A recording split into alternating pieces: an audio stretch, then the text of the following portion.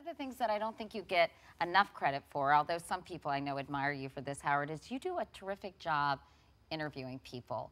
And you get people to say things that they don't want to talk about this conversation. And I'm curious, why is that? Why do you think people are so open with you about and share intimate details of their lives with you? I don't know exactly the reason for that. Part of me thinks it's because we're on the radio and there's not, you know, when you talk on a show like this, I think this intimidates people. You're reminded that there's an audience.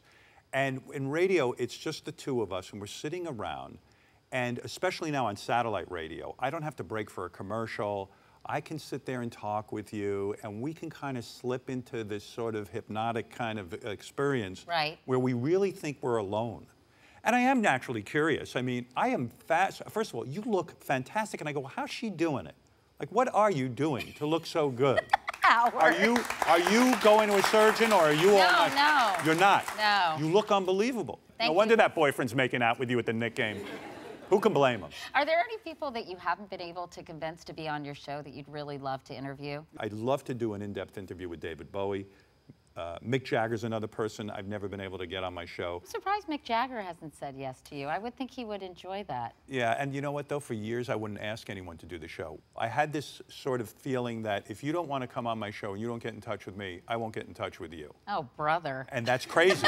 Yeah, that is crazy. Well, that's why we only had strippers on. They were the first ones to get in touch. I had a chip on my shoulder. I was like, well, you know, and we would get some interesting guests. But finally, I've been on the David Letterman show 1,000,000 times, and I love David.